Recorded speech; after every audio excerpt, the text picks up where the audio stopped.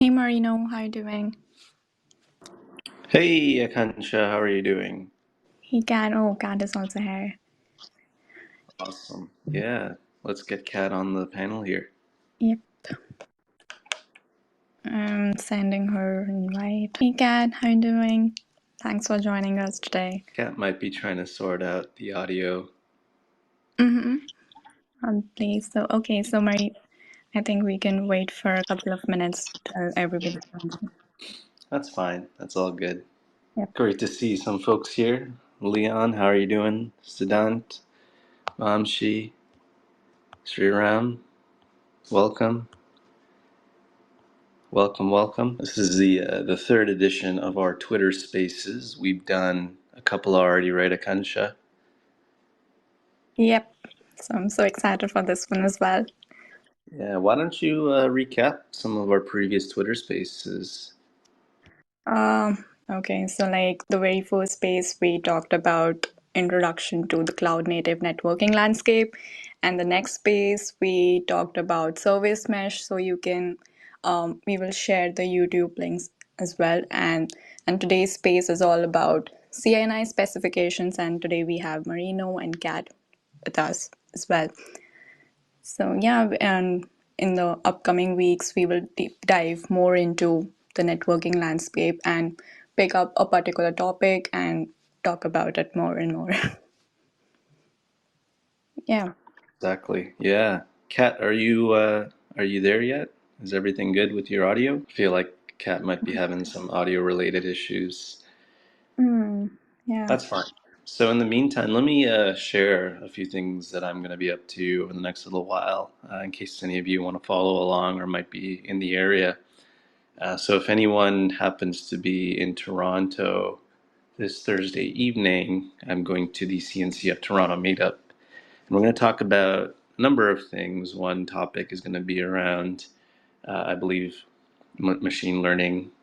Another topic is going to be around troubleshooting and operations in the cloud native ecosystem. And then I'm also going to be delivering a talk around BGP and Cilium. Kat, are you there now? She's muted. I don't know. Yeah, Kat, you might need to rejoin. It's more, or should I give a brief intro about what the today's space is about? Yeah, why don't you go ahead with that? And hopefully, Kat will be able to get audio resolved soon. Yep.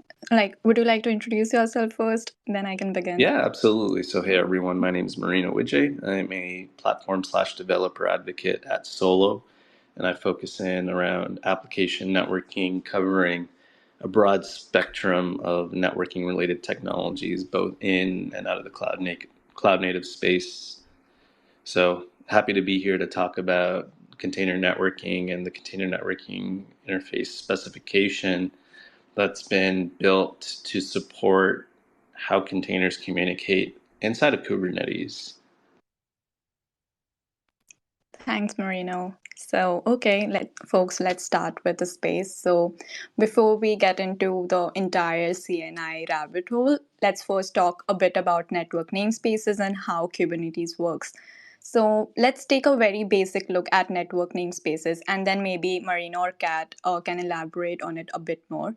So, we all know about containers and the fantastic way in which they create a virtual process. A network namespace is essentially the same thing, but for networking devices and network related concepts. Now, coming to Kubernetes, what it does is it takes container images and runs several of them in a single network namespace. That bundle of either one or multiple container images inside a network namespace is called a pod. So, when we move to Kubernetes, it's not container networking, rather, it's um, rather it's rather it's pod networking. Now when we talk about pod networking, we have an interface on one pod and another interface on a different pod. So both these pods have their unique IP addresses, and now they can talk to each other. So this is a very basic way to understand network spaces and how Kubernetes handles communication. If you went and tried to implement this practically, it would be a lot of shell commands with a lot of commands. So, moreover, you would need to run that script every time you create a new pod or Kubernetes object. So this is very tedious and it's not really efficient. This is why the CNI standards came into place.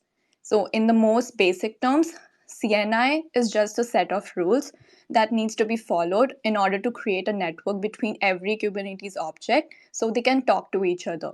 And there are many different tools which we call as CNI plugins that use these CNI standards and create a solution for Kubernetes networking.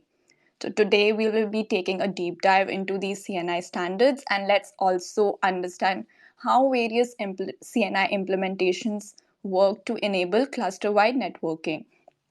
So this is a very brief overview of how Kubernetes handle its networks and why a solution such as the CNI came to be. So in order to get a lot more appreciation about this, so Marine or Kat could go over the virtual networks and add a lot more context to this matter so we can appreciate what a CNI plugin does.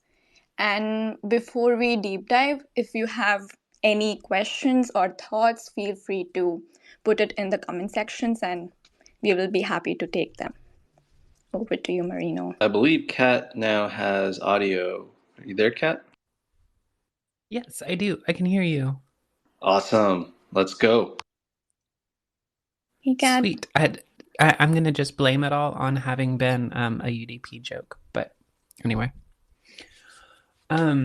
Hi, my name is Kat Morgan, and I am a developer advocate at Pulumi. I have previously worked in the API gateway and service mesh space and Kubernetes in general before that, stretching back into OpenStack, which I shudder to remember. But here we are. So thank you for the intro to CNI and how we're kind of kicking off on those topics. Yeah, The so floor. any of you can start ahead. I was just going to say the floor is yours, Kat. Feel free to Sweet. add on. All right. So CNI is kind of a fun space. It can seem sort of intimidating if you are new to Kubernetes, or especially if you're new to networking in general. But thankfully, CNI itself is a fairly small set of features and capabilities. I know that Marino is living that service mesh life, but CNI itself is limited to predominantly just the layer 2 and layer 3 network layers. And so we're basically considering how do you actually get packets from a namespace, which isolates the container, out onto the host system before it's routed beyond each individual host. So we're looking at a pretty small picture if you're actually thinking about what parts of the stack we're going to talk about here. So you're talking about like IP address, basic DNS, MAC addresses, hardware MAC addresses, things like that.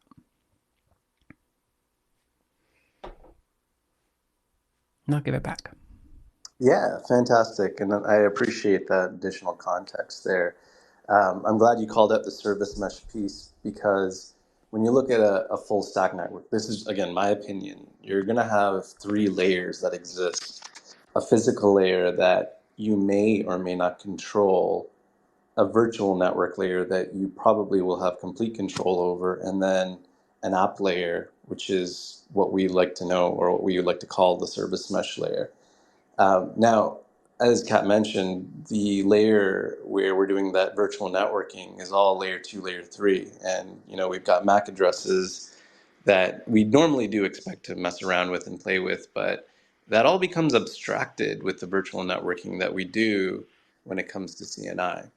So to kind of provide a different perspective, so if you had a bunch of processes that were running in your operating system and you wanted each one of these processes to have its own little unique IPs so that you can maybe do some additional observability or control the flow of how you communicate with that process, you would wrap it in a network namespace and then attach that network namespace to a bridge, which then would forward traffic to the host level, which would NAT the traffic and then allow you outbound. But there are some key ideas for this to occur. If you wanted to automate this process, you have to consider that you need an IP address management system. so an IPAM system that manages the issuance of IP addresses to every single process that comes online and is wrapped in the network namespace. You also need this ability to learn about all of these devices. So the bridge that gets created is aware of all of these different processes that are wrapped in network namespaces. So now each one of these network namespaces can communicate with each other pretty easily. If you decide you want to take this to the outside world, you are doing some upstream networking that is outside of the host to carry that traffic to wherever it needs to go. But there are also some additional pieces too to consider, right? What happens when you have to actually remove that process? I mean, you could go back in and backtrack and remove the network namespace, remove the process from that network namespace, and then it's gone. But if you had to do this for several processes on a continual basis, it becomes cumbersome and it's just unnecessary toil. So the network namespaces concept is automated, and it was, I think, first automated by Docker. Maybe someone else did it too in their own implementation, but Docker happens to be one of the most widely known implementations of where they would wrap your processes, your containers in that network namespace. Here's the other thing, though, because it was so proprietary, you had to think about models that allowed you for customization. So this is where Kubernetes comes into the mix. You have Kubernetes that says, hey, we want to make sure that all of these pods have connectivity, but we don't want to be responsible for implementing the plugin. We'll give you a set of specifications to follow, and then you go implement the plugin. Who's actually implementing that plugin? Well, you have a bunch of networking vendors that have done this for the physical world and even parts of the virtual world. So they're able to take some of these specifications and create a plugin which allows you to connect your devices and your containers in and allow you to, set up policy and several other bits so that you just control how these services communicate. But what you'll also notice is that there are a wide array of implementations. So, for example, you might see Cilium out in the wild. That's definitely one implementation. And you might have heard of another implementation called Calico. If you just started out with Kubernetes a long time ago, you might have encountered something called Flannel, which was a simple CNI that didn't offer any sort of network policy, but just gave you enough to allow pods to communicate. So when thinking about this, the standard or the spec needs to be defined so a lot of these providers or plugin developers can follow that spec and provide a minimally capable CNI. So what does that spec actually include? So there's really 5 sections. One is providing a format for admins to provide and define what a network configuration or topology would look like. A mechanism for your CRI, the container runtime interface, to effectively communicate with the network plugin or the CNI and basically provision what's required, the network namespace.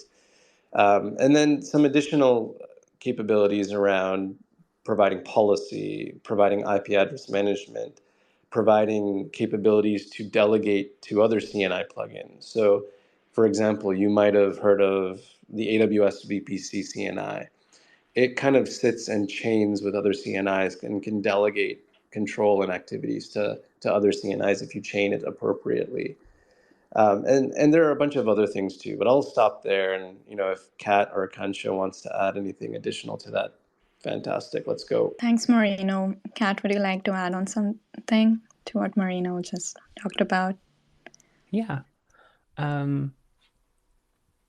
So that CNI space, and Marina, you did a really awesome job. I'm going to steal some of your explanations there. That technical piece, when you look underneath it to try and examine what is the purpose, what's in it for me, almost, that benefit piece. Obviously, microservices have exploded in adoption, and now we have hundreds of thousands and millions of containers out there, which is mind-blowing. when you think about individual clusters or just a few clusters in one data center. And if we look back before the CNI and we think about what it would take to manually operate this, even with automation for networking like Ansible or things like that, the scale that we're running microservices now just blows out of the realm of possibility what any ops team can actually practically configure, whether it's setting up IP addresses or manually operating an IPAM like database. I think if any of us have been admins in the past, we have known those dreaded Excel spreadsheets that were lines and lines and lines of like hardware addresses and IP addresses and things like that. And so the scale of microservices required that we actually go back to the drawing board and identify what are the patterns for running operations for all these services in a classical compute when you are, managing a fleet of physical hosts or virtual machines.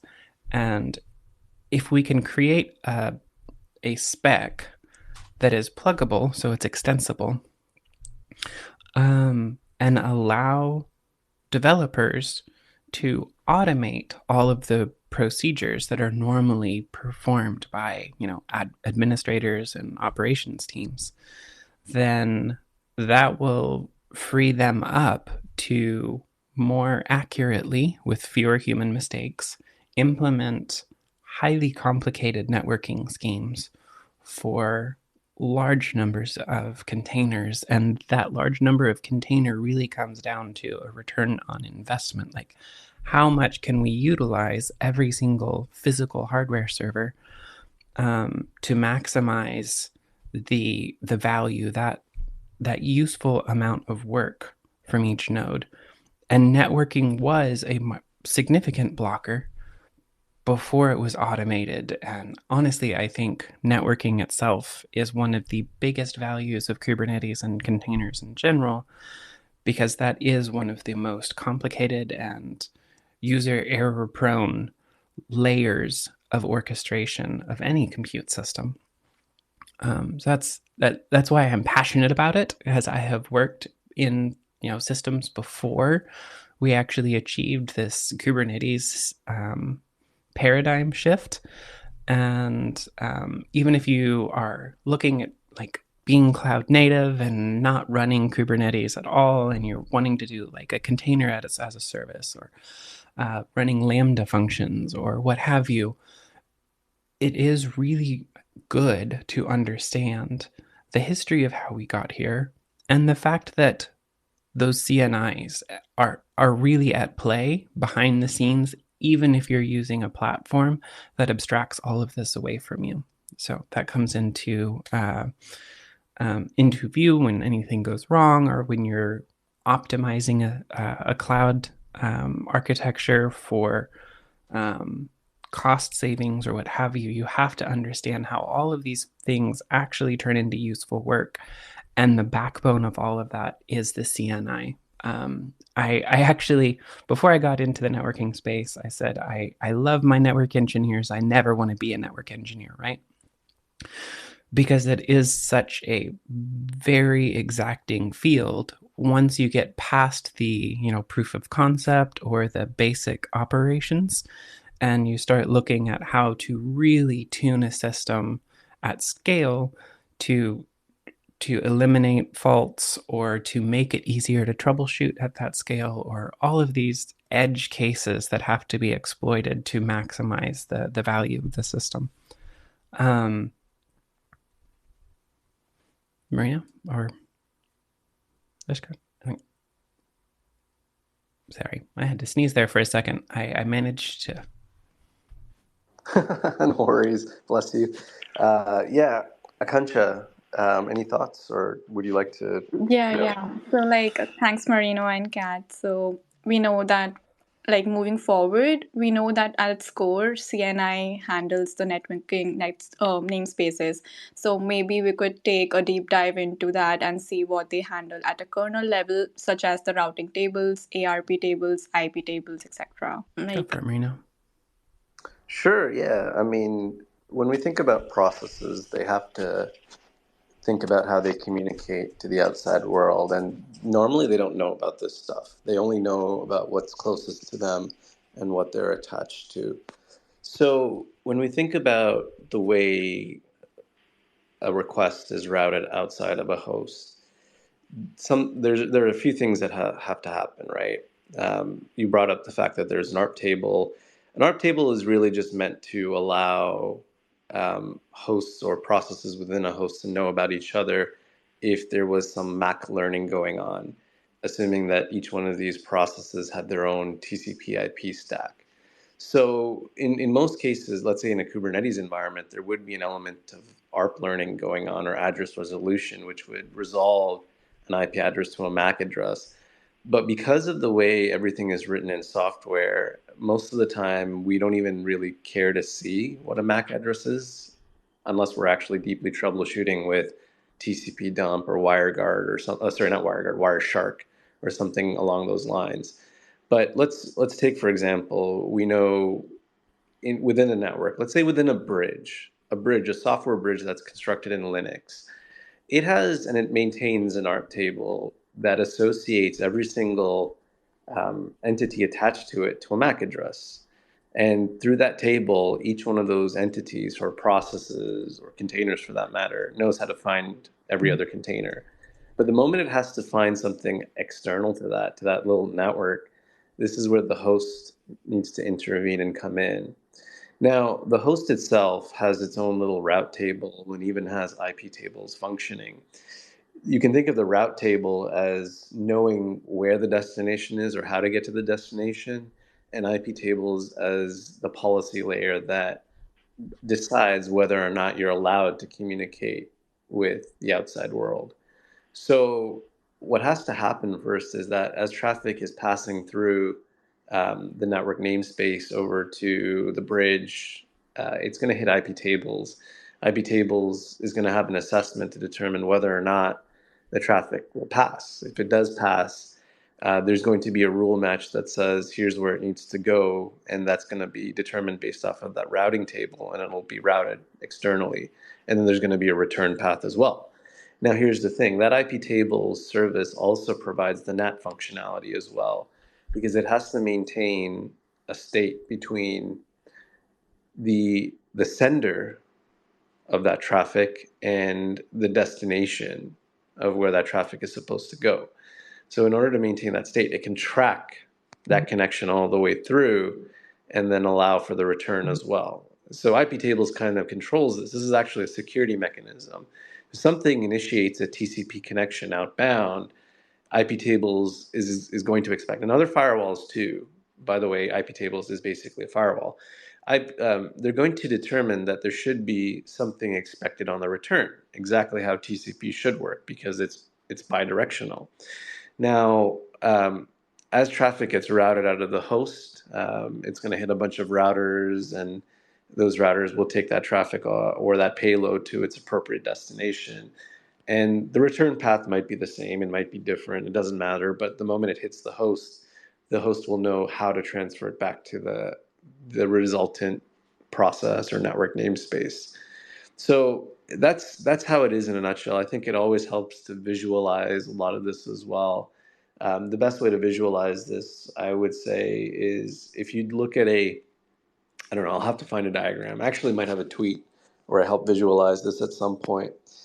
But you can think of the IP tables portion of it as a filtration mechanism, a mechanism to overload a public address or an external address to hide multiple private addresses, as well as a mechanism to just decide, whether we're going to access the routing table and then route to a particular destination. The ARP table is something specific to a bridge that just allows local entities to communicate amongst each other. Kat, anything you want to add to that or maybe provide a different perspective? Yeah. So when we think about the packet path through the kernel, one of the things we're going to stop and look at is the actual destination of the packet. And obviously, it's source and destination. So in a pod, we might have multiple containers. So you might have potentially a Redis cache right next to a proxy or something like that. They can be separated. Sidecars are common in a lot of different ways. But if a pod is comprised of multiple containers and you want to send a packet from one container to another container in the same pod, that's sharing a namespace. So the packet itself is staying in the namespace and it's communicating to both containers back and forth over a local host. So, the age-old no place like home, 127.0.0.1, that is that local address that multiple containers can communicate on if they're sharing one pod, if they're in one namespace. So if we think about the packet traveling through the kernel, we can see that that's a really superficial traversal compared to leaving that pod and going to another pod, whether it's on the same host or on a different host somewhere else in the cluster or beyond the boundary of the cluster itself. So if we're talking about optimizing the path of a packet or understanding it for debugging purposes or academic purposes, the first level that we have to break down is that question: where is it coming? Where is it going? And are we staying in the same cluster? Are we staying in the same host? And are we staying in the same namespace? Answering those questions allows us to actually identify and map the path of the packet going through the kernel itself. So that was an amazing explanation. Thanks for the detailed explanation. So it's always fun to see how stuff works at a very low level. So coming back to CNI and Kubernetes, how does CNI handle complex networking scenarios such as multi-cluster or hybrid cloud environments where network topologies are more integrated? So like Marino or Kat, whoever wants to go Oh my first. gosh. Okay. So this is the spaghetti of answers that they call the CNCF. Wait, no. Okay, it's not the entire CNCF because the CNCF does a lot more than just networking. But if you look at the networking space in the CNCF chart of projects, it gets daunting really fast because on paper, this sounds like a rudimentary problem. But when you pose the question, how do we actually turn this into useful networking across a cluster, beyond a cluster, and across multiple, data centers, whether you're talking about a local on-prem or a cloud-hosted data center, or beyond out to a CDN, and actually tracing the packet all the way out to end user devices. And that starts getting into the question above that L2, L3 network layer. So now you're jumping all the way up potentially into layer 7 without even leaving one individual host if you're implementing something like a service mesh, which is built on top of that CNI pluggable layer and gives you, usually an Envoy-based proxy that can be dedicated inside that one namespace, like we were talking about inside of a pod. This is a common reason to have a sidecar in a container pod, is so that you attach that Envoy proxy. And that, if you're practiced in network design, you're probably already used to picking up a reverse proxy. It might be HA proxy, or it might be Nginx, or any of a myriad of other things.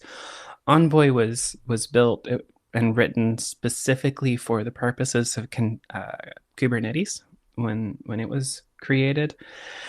And the purpose is to break the boundaries of the limitations of like IP tables or EB tables, and start operating on packets based on, whether it's deep package inspection or if you're wrapping things in TLS. So you have, mutual TLS between services, which is commonly wanted in a multi-tenant cluster. So if you have a cluster where lots of teams or potentially even multiple independent organizations are deploying things to one cluster, that is when we start saying, okay, we need more security conscious architecture here. So let's make sure that if we have two containers talking, they are talking over, a TLS encrypted tunnel between each other. And that will prevent eavesdropping from other containers in the cluster. Because if you think, I know Marino mentioned Flannel, in the early days, all containers could hear all the traffic from all the other containers. It wasn't quite that cut and dry, but it could be that loose, shoot from the hip type paradigm where anything is vulnerable if it's trusted on the same network. So we think about zero trust networks in like endpoint device configuration, where you're like, if it's on the corporate LAN, it can talk to all the other computers on the corporate LAN, right? And that starts getting terrifying really fast when we have scaled to the massive sized corporate networks that they operate around the globe now. And the same type of risk exists in a Kubernetes cluster where you have multiple pods that you can almost imagine as being, their own endpoint laptops on a corporate LAN. And you secure that by employing abstractions above the CNI in cases like service mesh implementation and such. But the capabilities of service mesh are amazing and so cool because you can get all the way up to layer 7 where you're looking at like API gateway and you're like inspecting headers and you're transforming them or appending to them and things like that to apply control rules where you can look at a packet and say, if you don't have this token or if this token that you have is not valid, we're not sending the packet anywhere. And it's looking at the packet headers to determine that, which means it's unwrapping that TLS and inspecting what's happening inside the packet before it applies the security rules that say, yeah, you're trusted, you're good to speak to this other container over here, and you can control which pods can talk to which other pods in such a carefully fine-grained way that now we can begin to trust even publicly multi-tenant clusters where you have teams or organizations deploying applications to one Kubernetes cluster or one service mesh.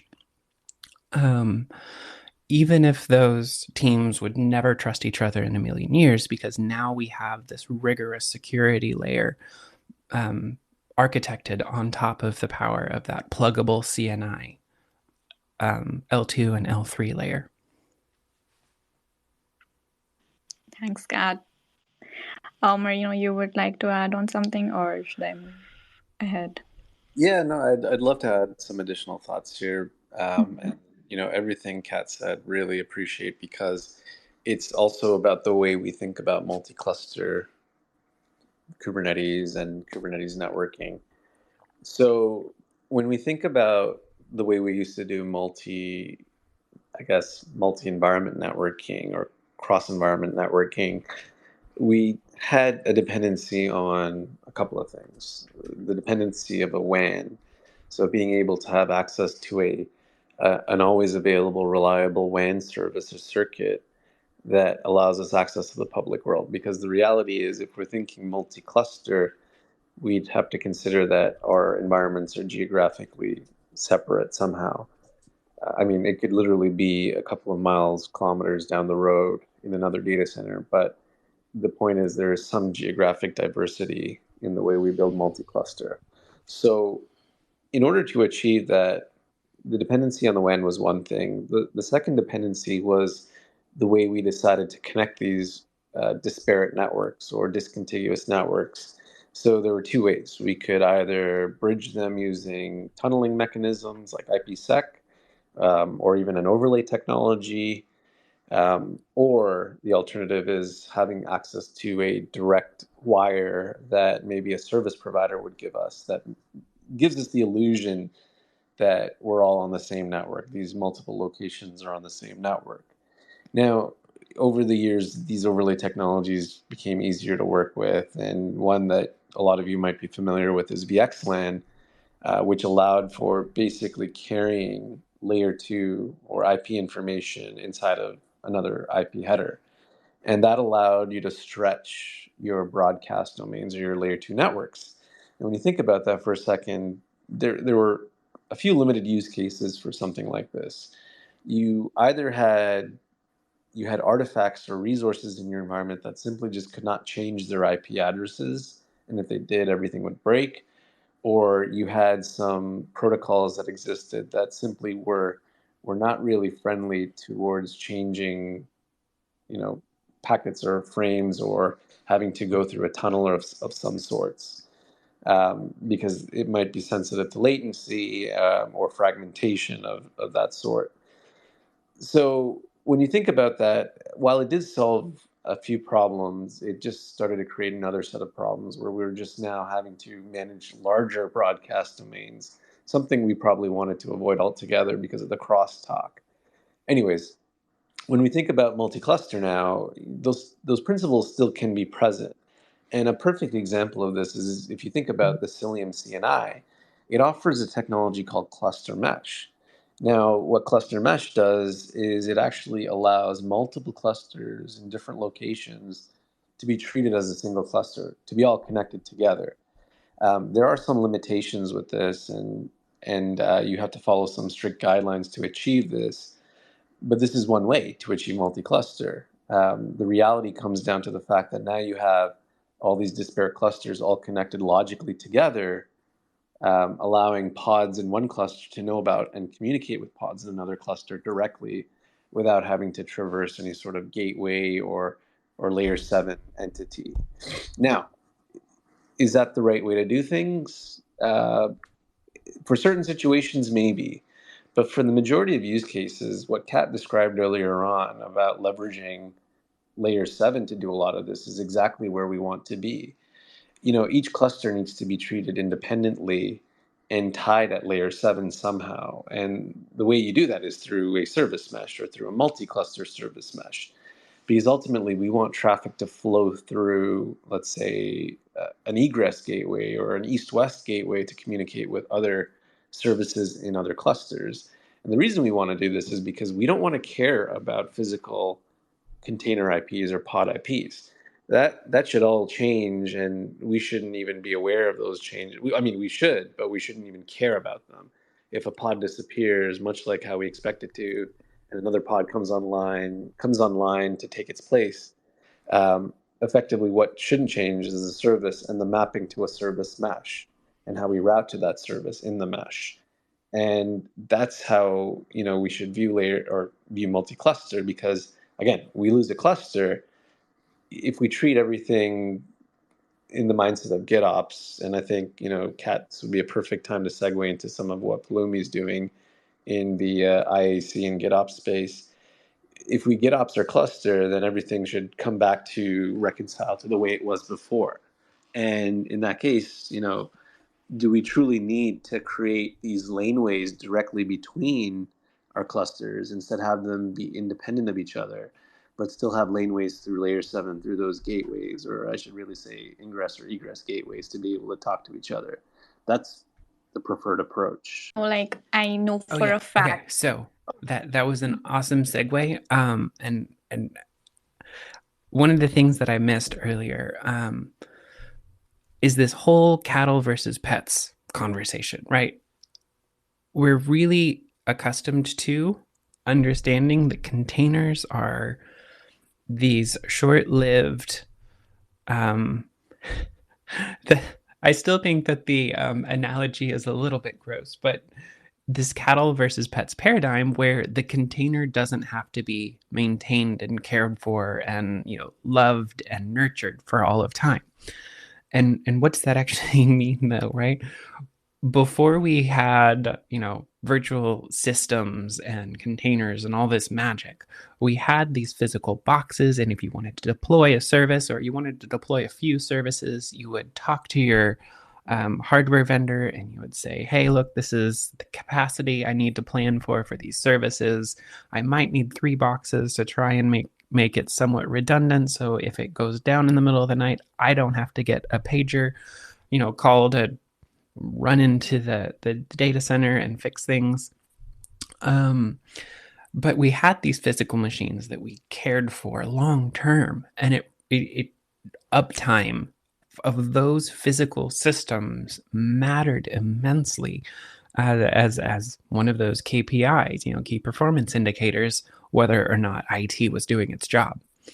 And this made humans very much almost just servants of the machine, making sure that the machine had everything it needed and wanted to live a happy, uptime life. But then we invented virtual machines and clustered hosts of virtual machines. And now suddenly, if one host goes down, that workload shifts and rebalances across the remaining virtual machine hosts. And then we came up with this whole containerization thing in Kubernetes, or any of the other container orchestrations, systems that were vying for, that top spotlight for a while. And containers made virtual machines less of a pet, whereas the hosts had been that machine that we cared for long term. Suddenly virtual machines were that system that we cared for, and it was less reliant on a given underlying host. And now suddenly the virtual machines don't matter as much because we have these containers, and the containers offer that agility and flexibility that allows us to just view the virtual machines and the physical hosts underneath them as fairly disposable units of compute. So now we have these containers that are living in these Kubernetes clusters, and very often today you'll see people upgrading Kubernetes or, talking about a retrospective with what happened to their Kubernetes cluster. In fairness, we do not commonly give that kind of attention to a container, because if a container dies, we're not bringing the IT operations team around a table and saying, what happened to this container, right? Why did this one container die? Because in a properly implemented Kubernetes native architecture, if a container dies, your service is going to continue, living and serving its function with the other containers in the replica set or deployment or what have you. And now we're starting to evolve to the point where the Kubernetes cluster itself can be also treated in that, cattle versus pet paradigm, where if we lose an entire Kubernetes cluster, it's okay from the perspective of that uptime KPI, because the service mesh allows the network fabric to understand that Kubernetes cluster is gone, but there's these other clusters across the mesh that can step in and, handle that traffic when its original destination is suddenly offline.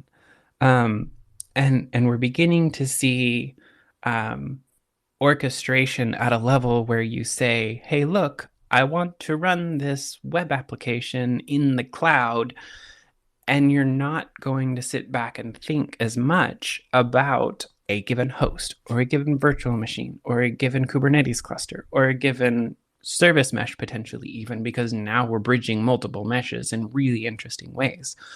And all of this sounds exciting, and it is, but it also comes with the caveat that now we don't get to ignore our physical hosts or our virtual machines or our Kubernetes clusters. So how do we evolve so that these large, complex systems can be treated as ephemerally as a container?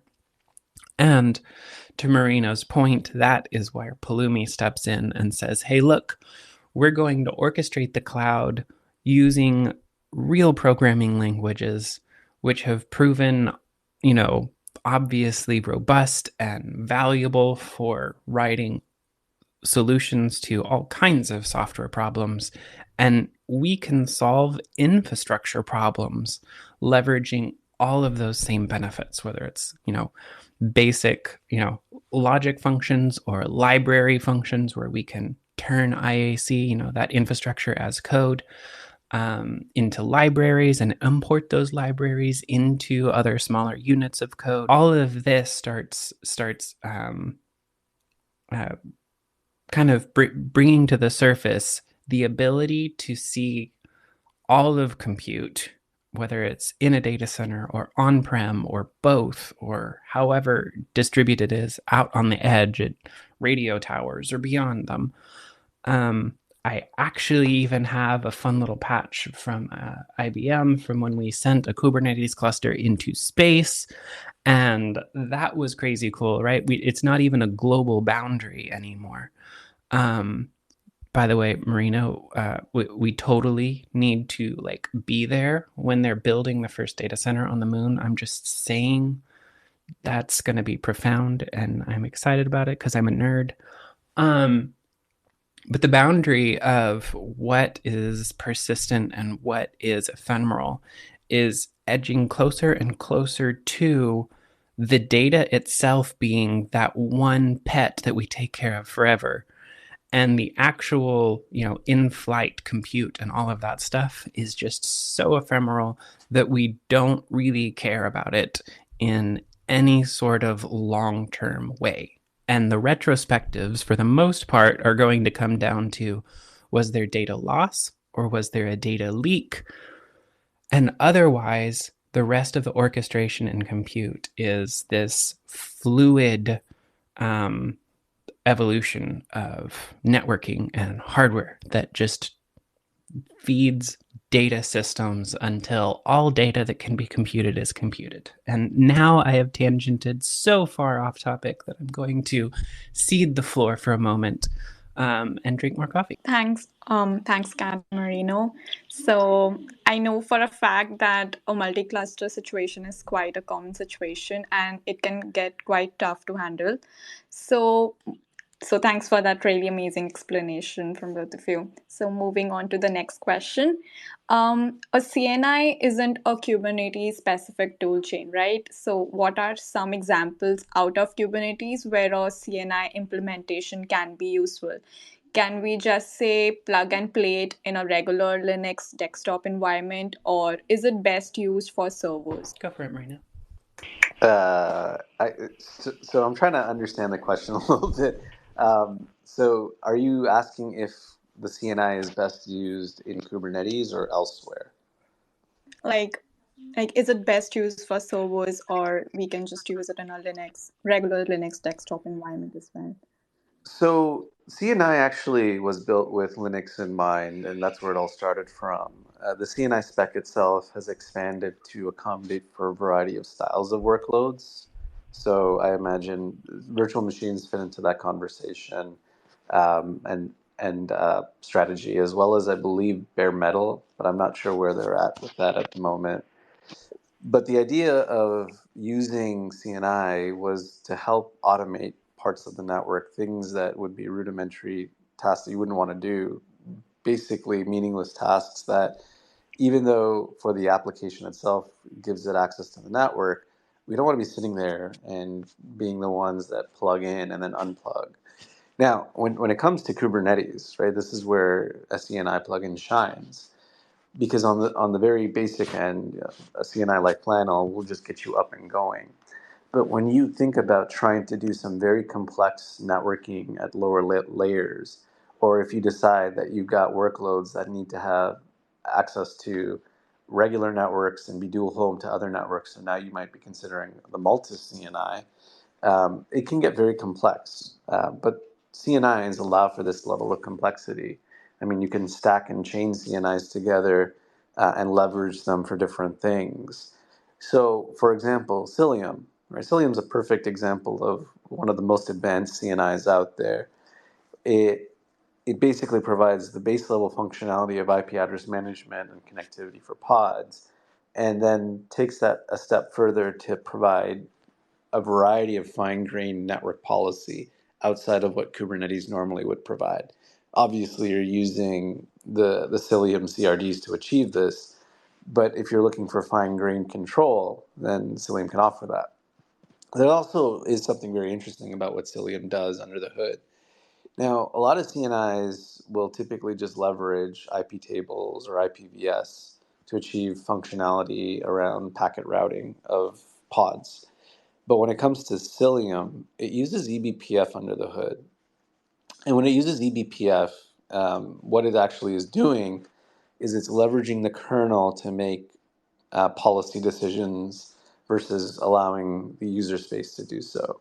Now, this might be advantageous in certain situations where low latency might be a heavy requirement and you want faster processing of your packets.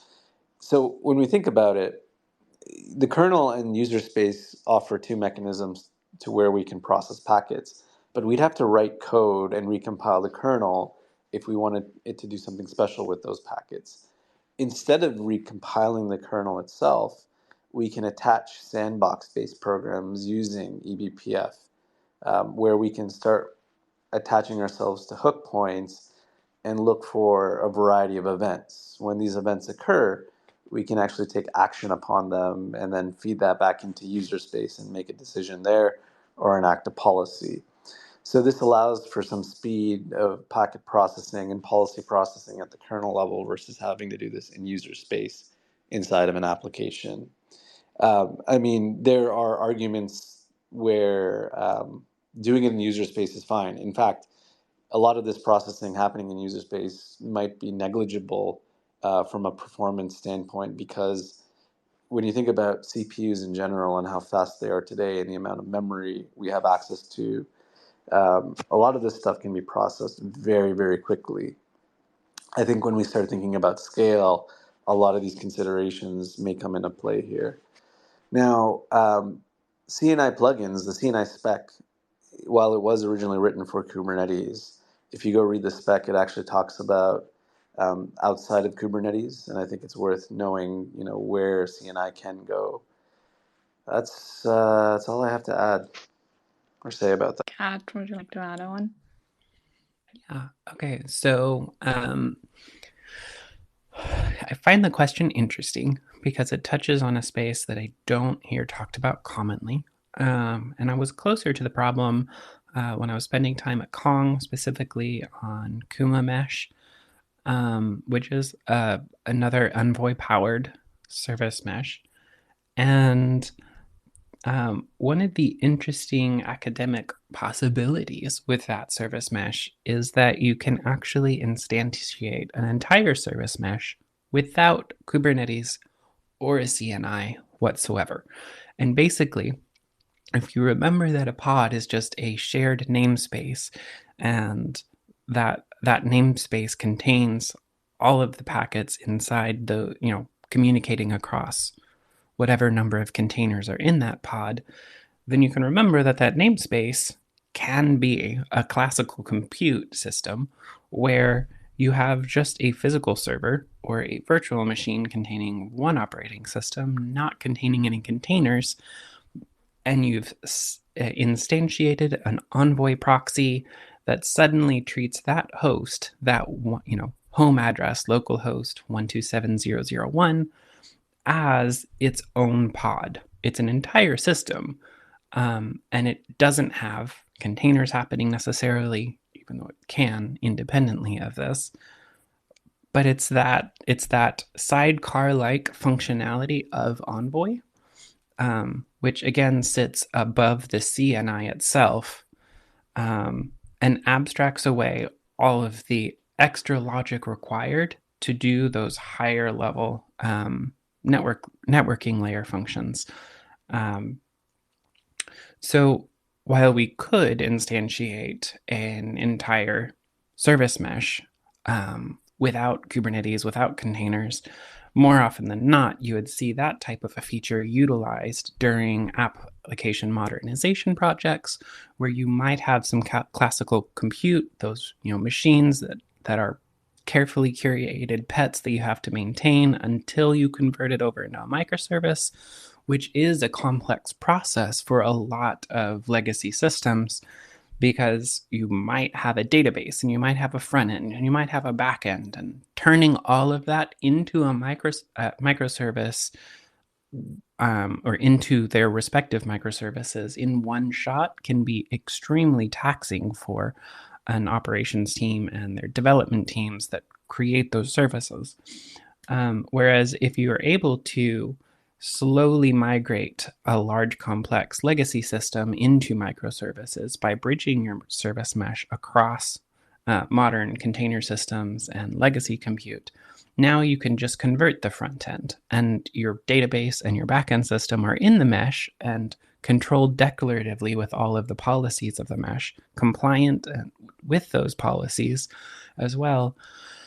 And now one component of your application is a microservice. So then you get to go in and convert the next component of your microservice.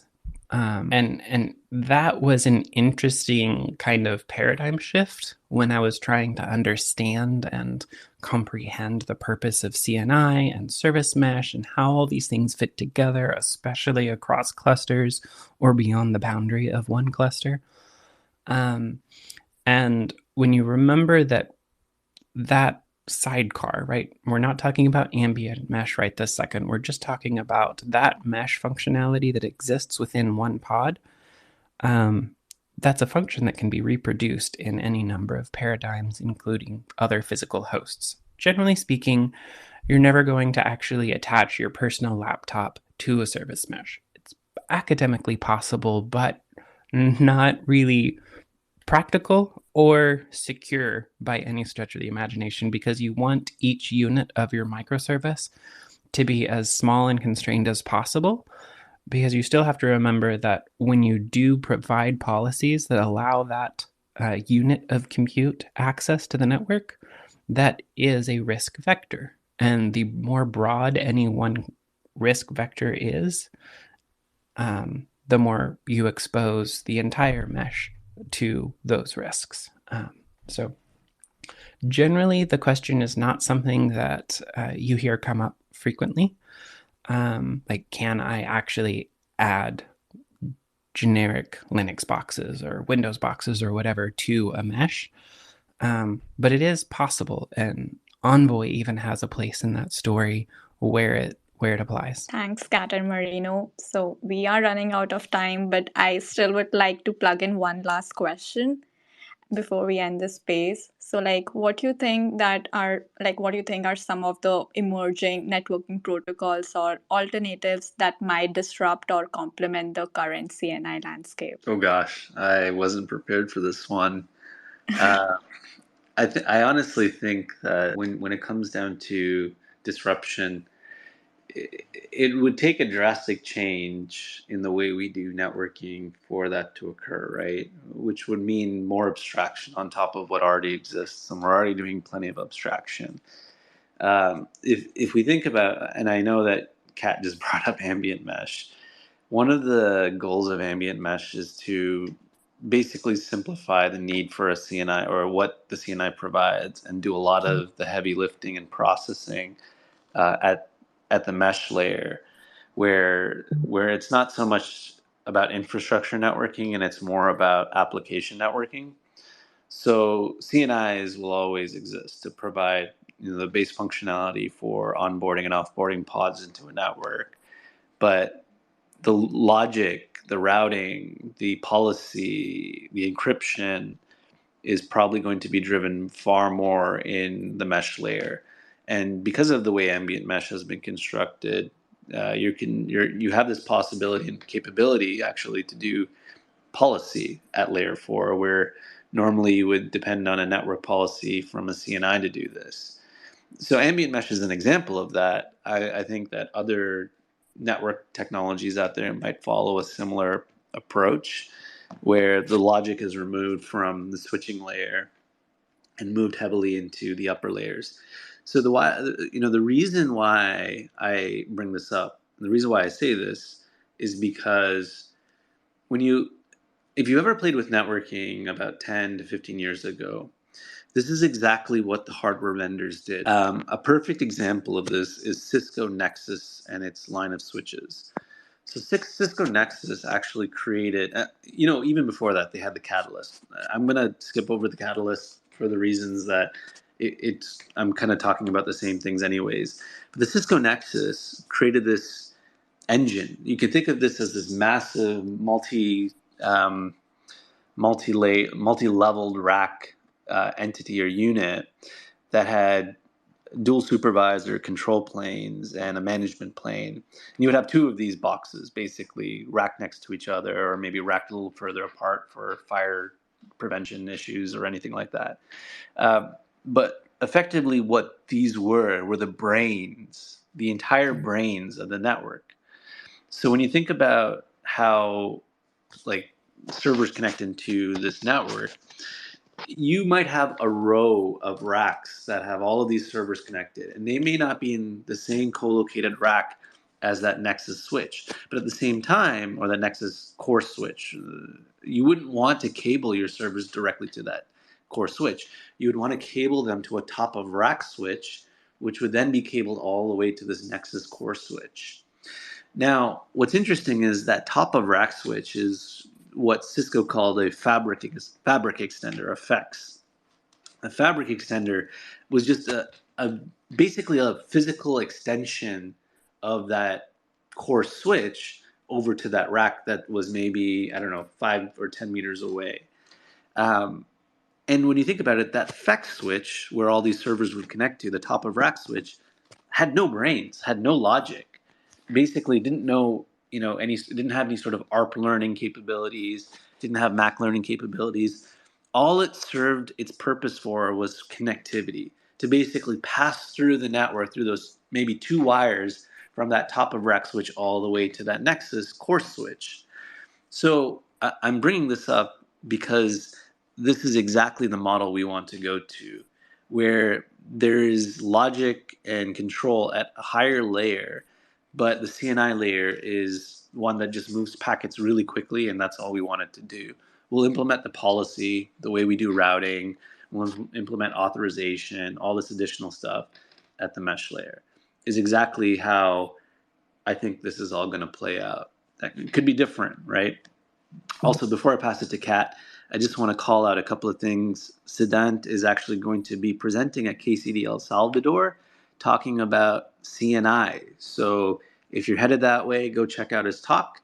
And then Leon actually tweeted us a while back, a couple of days ago, about a Hoot solo live stream that I'm doing next week on Tuesday around BGP and Cilium. So check that out. It's going to be a YouTube live stream. The link is up there on the Jumbotron.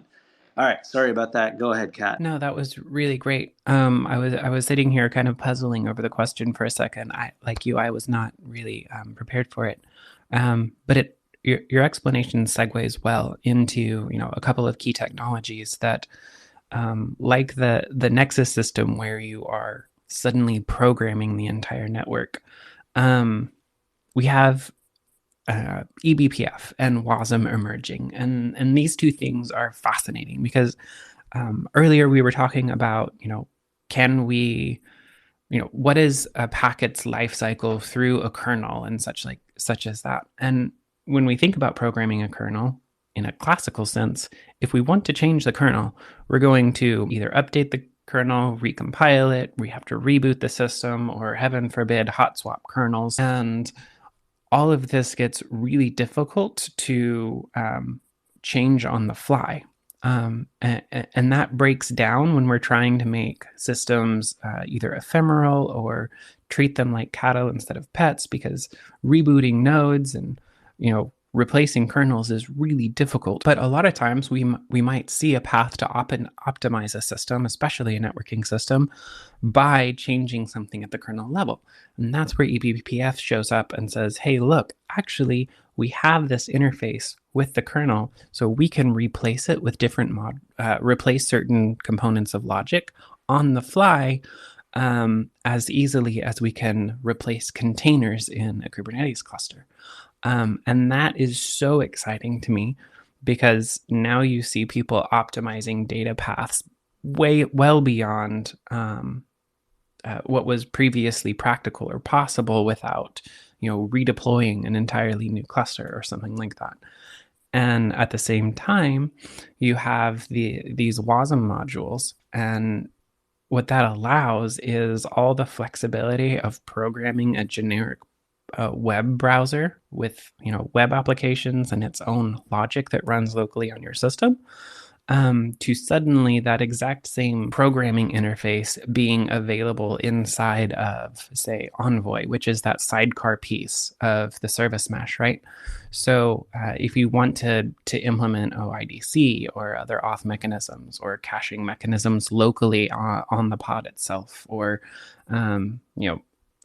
if you want to start doing some crazy AI inspection, deep packet inspection, or something like that, this WASM capability exposes a common interface for reprogramming the mesh at a level that is equally as profound as our ability to reprogram the kernel on the fly.